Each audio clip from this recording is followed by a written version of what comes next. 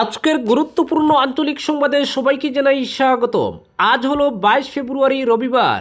আজকের সন্ধ্যার বরাক উপত্যকা তথা আসাম এবং দেশের গুরুত্বপূর্ণ বিশেষ বিশেষ খবর হলো গেরুয়া শিবিরে প্রাক্তন প্রদেশ কংগ্রেস সভাপতি ভূপেন কুমার বরা আজ আনুষ্ঠানিকভাবে বিজেপিতে যোগদান।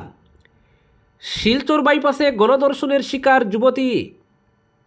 আরএসএসের মানহানি মামলায় মহারাষ্ট্রের আদালতে হাজিরা রাহুল গান্ধীর। কালো পতাকা দেখিয়ে প্রতিবাদ বিজেপির। নগদ অর্থে টুল ফি দেওয়ার দিন শেষ হতে চলেছে। টুল প্লাজায় বন্ধ হতে চলেছে নগদ লেনদেন। হাইলাকান্দির রতনপুরে দুষ্কৃতীদের হাতে ভাঙচুর জিপি অফিস। বাল্যবিবাহ প্রতিরোধে দারুণ সফল আসাম, খুশি মুখ্যমন্ত্রী হিমন্ত বিশ্ব শর্মা। আগরতলা, ঢাকা, কলকাতা মৈত্রী বাস পরিষেবা শীঘ্রই চালু। আগামী 14 মার্চ বরাক উপত্যকায় আসবেন দেশের প্রধানমন্ত্রী নরেন্দ্র মোদী। 14 মার্চ নরেন্দ্র মোদীর সভা, রামনগর মাঠ পরিদর্শন স্বপার্ষদ মন্ত্রী কৌশিকের। আকাশ প্রতিরক্ষায় ইসরায়েলের প্রযুক্তিতেই ভরসা দিল্লির।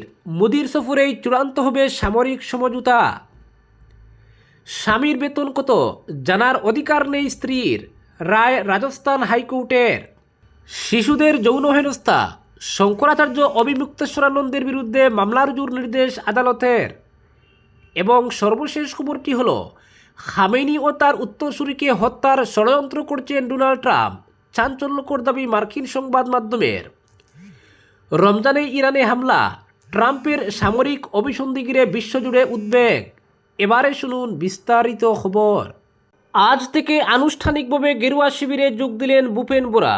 গুয়াহাটির বশিষ্ঠ চারিয়ালির বাজপেয়ী ভবনে আয়োজিত এক অনুষ্ঠানে তিনি ভারতীয় জনতা পার্টিতে যোগদান করেন। তার সঙ্গে ভারতীয় জাতীয় কংগ্রেসের প্রাক্তন যুবনেতা সহ শতাধিক নেতাকর্মীও বিজেপিতে যোগ দেন। যোগদান অনুষ্ঠানে উপস্থিত ছিলেন রাজ্য বিজেপির সভাপতি ও অন্যান্য শীর্ষ নেতৃত্ব। জানা গেছে একাধিক কেন্দ্রীয় নেতৃত্বের উপস্থিতিতেই এই যোগদান অনুষ্ঠান অনুষ্ঠিত হয়। ইতিমধ্যেই ভূপেন কুমার বরা বাজপেয়ী ভবনে উপস্থিত হন এবং বিজেপিতে যোগদানের জন্য বিশেষ পোশাক পরে আসেন। যোগদানের পর ভূপেন বরা বলেন, কংগ্রেসের প্রার্থী তালিকা ঘোষণা হওয়ার পর আরও বহু নেতা বিজেপিতে যোগ দেবেন। তিনি বলেন, রাজীব ভবনের বহু স্বাভিমানী অসমিয়া শীঘ্রই বাজপেয়ী ভবনে আসবেন। রাজীব ভবন থেকে বাজপেয়ী ভবনে আসার ক্ষেত্রে আমি সরাইঘাটের সেতুর মতো সেতু বন্ধনের ভূমিকা পালন করব। কংগ্রেসে থাকা স্বাভিমানী অসমিয়াদের তিনি মহাভারতের চরিত্র কর্ণের সঙ্গে তুলনা করেন। তিনি বলেন, বর্তমানে কংগ্রেসে থাকা স্বাভিমানী অসমিয়াদের অবস্থা কর্ণের মতো।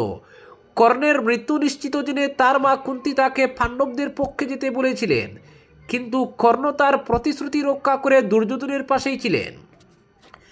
আমিও এখন দুর্যোধনের মতো সেই শিবির ছেড়ে এসেছি, তবে কর্ণদের মতো অনেকেই ধীরে ধীরে বাস্তবতা উপলব্ধি করবেন। পরবর্তী খবরটি হলো শিলচর বাইপাসে এবার গণধর্ষণের শিকার হলেন যুবতী। যুবতীর হবু স্বামীকে আটকে রেখে একে একে 7 দুষ্কৃতী চরিতার্থ করল পাশবিক বাসনা।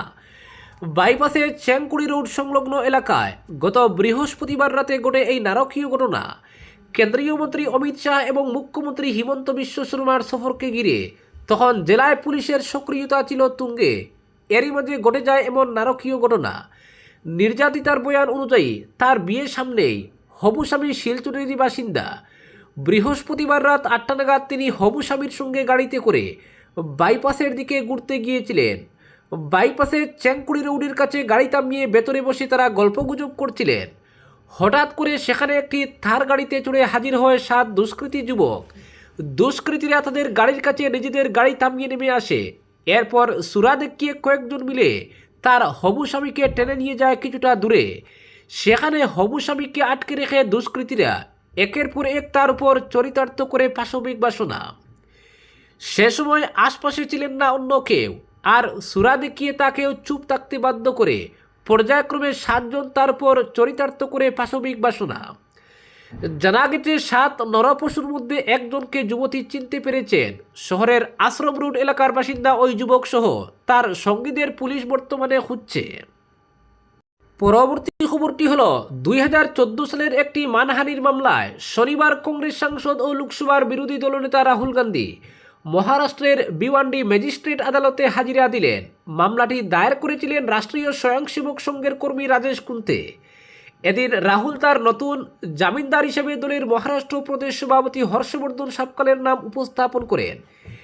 আদালতের প্রক্রিয়া সম্পন্ন হতে প্রায় ৮ ঘন্টা সময় লাগে এবং সাপকালের নাম আনুষ্ঠানিকভাবে নথিভুক্ত হয়। আগের জামিনদার প্রাক্তন কেন্দ্রীয় মন্ত্রী শিবরাজ পাতিল গত ডিসেম্বরে প্রয়াত হওয়ায় রাহুলকে ব্যক্তিগতভাবে আদালতে হাজির হতে হয়।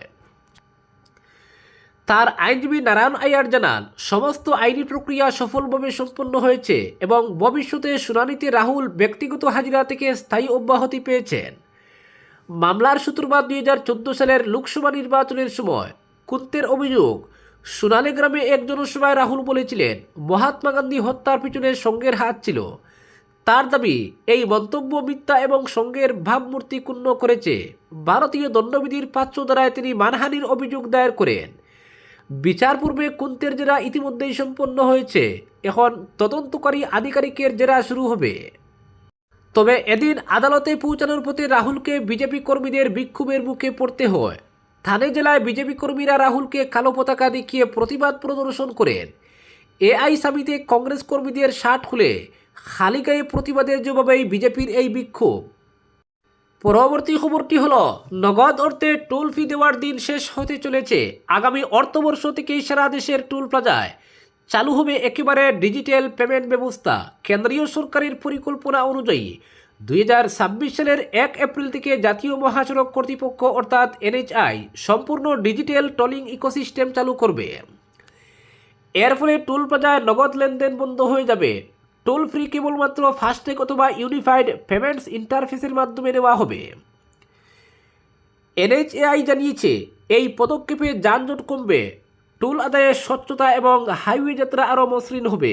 বর্তমানে টোল ফির প্রায় 98% ফাস্ট্যাগের মাধ্যমে সংগ্রহ করা হয়, বাকি অংশ ইউপিআই এবং নগদে দেওয়া হয়। তবে নগদ টোল দেওয়ার ক্ষেত্রে স্বাভাবিক চার্জের দ্বিগুণ খরচ হয়, যেখানে ইউপিআইতে 1.25 গুণ চার্জ প্রযোজ্য। পরবর্তী খবরটি হলো, হাইলাকান্দি জেলার আলগাপুর উন্নয়ন ব্লকের অন্তর্গত রতনপুর এলাকায় এক চাঞ্চল্যকর ঘটনা সামনে এসেছে। সেখানে নির্মীয়মান একটি সরকারি গ্রাম পঞ্চায়েত অফিস ভবন দুষ্কৃতীরা ভেঙে ফেলেছে বলে অভিযোগ উঠেছে। সরকারি সূত্রে জানা যায়, রতনপুর জিপির নতুন অফিস ভবনটির নির্মাণ কাজ চলছে। ইতিমধ্যে প্রায় 60% কাজ সম্পন্ন হয়েছে, কিন্তু 18 ফেব্রুয়ারি দুপুর 2:30 নাগাদ কিছু অজ্ঞাত দুষ্কৃতী কোনো অনুমতি বা নোটিশ ছাড়াই ভবনটির বড় অংশ ভেঙে ফেলে এই ঘটনা এলাকায় তীব্র চাঞ্চল্যের সৃষ্টি হয়েছে। এই ঘটনায় আলগাপুর উন্নয়ন ব্লকের ব্লক ডেভেলপমেন্ট অফিসার ইতিমধ্যে হাইলাকান্দি সদর থানায় এফআইআর দায়ের করেছেন। অভিযোগপত্রে উল্লেখ করা হয়েছে, 2017-18 অর্থবর্ষে এসওপিডি প্রকল্পের অধীনে নির্মিত এই সরকারি সম্পত্তি বেআইনিভাবে ভাঙচুর করা হয়েছে এবং দোষীদের বিরুদ্ধে আইনি ব্যবস্থা নেওয়ার আবেদন জানানো হয়েছে। হাইলাকান্দি পুলিশ ইতিমধ্যে তদন্ত শুরু করেছে এবং দোষীদের বিরুদ্ধে কঠোর ব্যবস্থা নেওয়া হবে বলে আশ্বাস দিয়েছে। অন্যদিকে কিছু স্থানীয় বাসিন্দার অভিযোগ, উচ্ছেদের নাম করে এই অবৈধ কাজ করা হয়েছে। তবে প্রশাসনের পক্ষ থেকে জানানো হয়েছে, পুরো ঘটনার নিরপেক্ষ তদন্ত করা হবে এবং সত্যতা যাচাই করে ব্যবস্থা নেওয়া হবে। প্রশাসন এলাকাবাসীকে শান্তি বজায় রেখে তদন্তে সহযোগিতা করার আহ্বান জানিয়েছে। পরবর্তী খবরটি হলো, বাল্যবিবাহ প্রতিরোধে দারুণ সাফল্য আসামে। 18 বছরের কম বয়সীদের বিয়ের ক্ষেত্রে 84% পতন এসেছে, যা দেশের মধ্যে উল্লেখযোগ্য। আর এই সাফল্যের পরিসংখ্যানে উচ্ছ্বসিত রাজ্যের মুখ্যমন্ত্রী ডক্টর হিমন্ত বিশ্ব শর্মা। তার বক্তব্য, আমরা কাজ করেছি তাই ফল মিলছে। পার্থক্য আজ চোখের সামনে। আমাদের লক্ষ্য ছিল স্পষ্ট, শৈশবকে সংরক্ষণ দেওয়া, মায়েদের সাহস জোগানো, যাতে সত্যিকার অর্থে একটা পরিবর্তন ঘটানো যায়, এবং সেটা গেছে। কিশোরীদের বিয়ের আইনি ঘটনায় যে পতন আসামে হয়েছে, এর পুরোটাই কৃতিত্ব রাজ্য সরকারের। সোশ্যাল মিডিয়া প্ল্যাটফর্মে দেওয়া এক বার্তায় মুখ্যমন্ত্রী জানান, ধারাবাহিকভাবে বাল্যবিবাহ নিয়ে সরব রয়েছে সরকার। আইন প্রয়োগ করা হয়েছে কঠোরভাবে, তৈরি করা হয়েছে সজাগতা, তাই এসেছে সাফল্য। মুখ্যমন্ত্রীর দাবি, 21 বছরের নিচে ছেলেদের ক্ষেত্রে বাল্যবিবাহের ঘটনাও 91% কমেছে। পাশাপাশি কিশোরী মাতৃত্বের হার কমেছে 75%। বাল্যবিবাহ সংক্রান্ত মামলায় 95%-র ক্ষেত্রে চার্জশিট দাখিল করা সম্ভব হয়েছে বলেও জানিয়েছেন তিনি। মুখ্যমন্ত্রীর কথায়, এই সাফল্য এটাই প্রমাণ করে যে শিশুদের অধিকার সুরক্ষা, নিরাপত্তা, মর্যাদা ও সুযোগ নিশ্চিত করতে আমাদের সরকার প্রতিশ্রুতিবদ্ধ। পরবর্তী খবরটি হলো আগামী 14 মার্চ বরাক উপত্যকায় আসবেন দেশের প্রধানমন্ত্রী নরেন্দ্র মোদী। বরাকে এসে 5 গ্রাম বরাপানি হয়ে গুয়াহাটি পর্যন্ত হাই স্পিড এক্সপ্রেসওয়ের আনুষ্ঠানিক শিলান্যাস করবেন তিনি। মুখ্যমন্ত্রী ডক্টর হিমন্ত বিশ্ব শর্মা কাছাড়ে এসে এই খবর জানানোর 24 ঘন্টার মধ্যেই মোদীর জনসভার স্থান নির্ধারণের জন্য সরকারি আধিকারিক এবং বিজেপি কাছাড় জেলা কমিটির পদাধিকারীদের সঙ্গে নিয়ে শিলচর রামনগর বাইপাসে মাঠ পরিদর্শনে যান বরাক উপত্যকা উন্নয়ন বিভাগের মন্ত্রী কৌশিক রায়। এদিন রামনগরে মন্ত্রী কৌশিক রায়ের সঙ্গে মাঠ পরিদর্শনে প্রশাসনের তরফে উপস্থিত ছিলেন কাছাড়ের জেলা উন্নয়ন কমিশনার রাজীব রায়, ছিলেন বিজেপি কাছাড় জেলা কমিটির সভাপতি রূপম সাহা, 2 সাধারণ সম্পাদক গোপালকান্তি রায় ও অমিতাভ রায়, দলের মিডিয়া সেলের আহ্বায়ক তথা শিলচরের প্রাক্তন পুর উপপ্রধান বিজেন্দ্র প্রসাদ সিং এবং ট্রেড সেলের আহ্বায়ক বিবেক পুদ্দার। স্বপার্ষদ মন্ত্রী সোনাবাড়িঘাটমুখী বাইপাস রোডের বাঁদিকের বিশাল ধানের জমি ঘুরে দেখেছেন। অতীতে যেখানে কয়েক বছরের ব্যবধানে প্রধানমন্ত্রীর দুটি জনসভা বরাক বিকাশ সমাবেশ এবং বিজয় সংকল্প সমাবেশ শিরোনামে হয়েছে, ফলে অতীতের সেই অভিজ্ঞতাকে কাজে লাগিয়ে প্রাথমিক পর্যায়ে রামনগর বাইপাসের পাশের জমির অবস্থান খতিয়ে দেখা হয়েছে এদিন। যেহেতু ওই ধানের জমিতে কম করেও 2 থেকে 3 লক্ষাধিক মানুষের জমায়েত করানো যায়, তাই প্রাথমিক পছন্দের তালিকায় এই জমি রেখে এগোনো হচ্ছে। জমিতে দাঁড়িয়ে মন্ত্রীসহ আধিকারিক এবং বিজেপি পদাধিকারীরা প্রধানমন্ত্রীর জনসভার কোথায় কোন দিকে কী করা সম্ভব হবে সবটাই খতিয়ে দেখেন। প্রসঙ্গত 14 মার্চ এসে হাই স্পিড এক্সপ্রেসওয়ের পাশাপাশি নরেন্দ্র মোদী শিলচরের ক্যাপিটাল পয়েন্ট থেকে হাইলাকান্দি রোডের সুপার স্টপ বিল্ডিং পর্যন্ত প্রস্তাবিত ফ্লাইওভারেরও আনুষ্ঠানিক শিলান্যাস করবেন। পরবর্তী খবরটি হলো উত্তরপ্রদেশের প্রয়াগরাজে শিশুদের যৌন হেনস্থার অভিযোগে জ্যোতিষপীঠের স্বঘোষিত শঙ্করাচার্য স্বামী অবিমুক্তেশ্বরানন্দ সরস্বতীর বিরুদ্ধে শনিবার মামলা দায়েরের নির্দেশ দিয়েছে পক্সো আদালত। আদালতের নির্দেশে যোশী থানায় তার বিরুদ্ধে এফআইআর রুজু হবে। অবিমুক্তেশ্বরানন্দ সরস্বতীর বিরুদ্ধে অভিযোগ করেছেন শাকুম্বরী পীঠাধীশ্বর আশুতোষ ব্রহ্মচারী মহারাজ। তার দাবি অবিমুক্তেশ্বরানন্দের আশ্রমে অন্তত 20 জন শিশুকে যৌন হেনস্থা করা হয়েছে।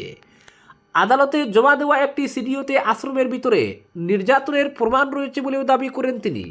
গত 13 ফেব্রুয়ারি আদালতে 2 নাবালকের বয়ানও রেকর্ড করা হয়। তবে অবিমুক্তেশ্বরানন্দ সমস্ত অভিযোগ অস্বীকার করেছেন। তার বক্তব্য গোরক্ষার আন্দোলন ও সরকার বিরোধী অবস্থানের কারণে তাকে নিশানা করা হচ্ছে, ষড়যন্ত্র করেই তার বিরুদ্ধে মামলা করা হয়েছে বলে দাবি করেন তিনি। এই ঘটনার আগে মৌনী অমাবস্যা উপলক্ষে প্রয়াগরাজের সঙ্গমে স্নান করতে গিয়ে প্রশাসনের সঙ্গে তার সংঘাত হয়। পরবর্তী খবরটি হলো স্বামীর বেতন কত জানার অধিকার নেই স্ত্রীর, রায় রাজস্থান হাইকোর্টের। দাম্পত্যে কোনো লুকোচাপা থাকা উচিত নয়। স্ত্রী হলেন অর্ধাঙ্গিনী, তার কাছে স্বামীর কিছু গোপন থাকার কথা নয়, কিন্তু স্বামী কত বেতন পান সেটা জানার অধিকার কি স্ত্রীর আছে? রাজস্থান হাইকোর্ট স্পষ্ট ভাষা জানিয়ে দিল, না, বেতন সম্পূর্ণ ব্যক্তিগত ব্যাপার, স্বামীকে তা জানাতেই হবে এমন কোনো বাধ্যবাধকতা নেই। এই মামলায় বিচারপতি কুলদীপ মাথুরের পর্যবেক্ষণ, এই ধরনের তথ্য ব্যক্তিগত এবং কোনো বৃহত্তর জনস্বার্থের সঙ্গে সরাসরি সম্পর্কিত নয়, তাই এই ধরনের তথ্য প্রকাশযোগ্য নয়। সে কারণে স্বামীর বেতনের তথ্য স্ত্রী আরটিআই আইনের মাধ্যমে জানতে পারবেন না। বিলওয়ারা পুলিশে কর্মরত স্বামীর বেতন সংক্রান্ত নথি চেয়ে স্ত্রীর করা আরটিআই আবেদন আগেই কর্তৃপক্ষ খারিজ করেছিল। রাজস্থান স্টেট ইনফরমেশন কমিশনও সেই সিদ্ধান্ত বহাল রাখে। শেষ পর্যন্ত হাইকোর্টে মামলা হলেও আদালত রাজ্যের সিদ্ধান্তে কোনো বেআইনি দিক খুঁজে পায়নি।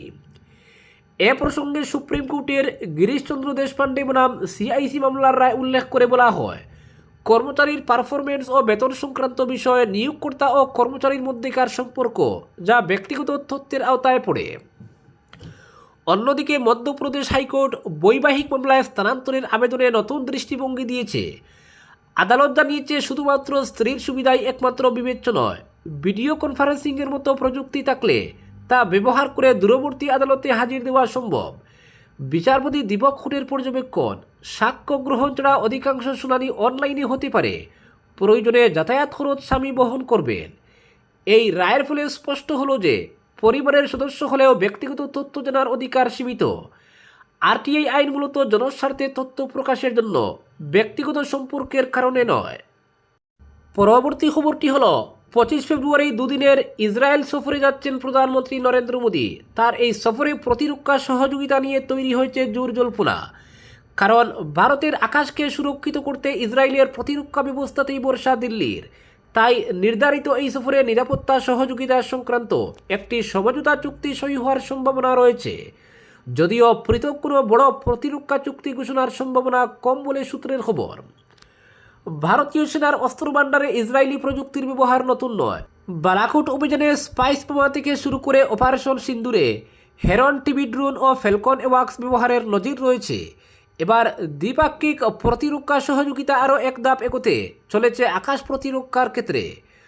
প্রতিরক্ষা মন্ত্রকের সূত্রে জানা গিয়েছে, নয়াদিল্লি ও তেল আবিব যৌথ উদ্যোগে ব্যালিস্টিক ক্ষেপণাস্ত্র প্রতিরোধ ব্যবস্থা, লেজার অস্ত্র, দূরপাল্লার স্ট্যান্ড অফ ক্ষেপণাস্ত্র এবং ড্রোন উৎপাদনের বিষয়ে নতুন সমঝোতা করতে চলেছে। মোদির ইসরায়েল সফরেই এই চুক্তি চূড়ান্ত হবে। বিদেশ মন্ত্রক জানিয়েছে, প্রতিরক্ষা ছাড়াও কৃষি ও সন্ত্রাস মোকাবিলায় একাধিক দ্বিপাক্ষিক চুক্তি সই হবে। সামরিক বিশেষজ্ঞদের মতে, ইসরায়েলের Iron Dome, David Sling and Arrow এবং মার্কিন তার সিস্টেম আকাশ প্রতিরক্ষায় কার্যকর। ভারতের হাতে ইতিমধ্যেই রাশিয়ার S-400 রয়েছে, তবে ইসরায়েলি প্রযুক্তি যুক্ত হলে বহুস্তরীয় প্রতিরক্ষা ব্যবস্থা আরও শক্তিশালী হবে। ভারতীয় সেনা অতীতে ইসরায়েলি হার্প ড্রোন, স্পাইস 2000 বোমা, স্পাইডার ক্ষেপণাস্ত্র এবং পাইথন ও ডার্বি মিসাইল ব্যবহার করেছে। এবার আকাশ প্রতিরক্ষায় এরো প্রযুক্তি যুক্ত হলে ভারতের প্রতিরক্ষা সক্ষমতা আরও বাড়বে বলে মনে করা হচ্ছে। আজকের বিশেষ সংবাদ এখানেই সমাপ্ত।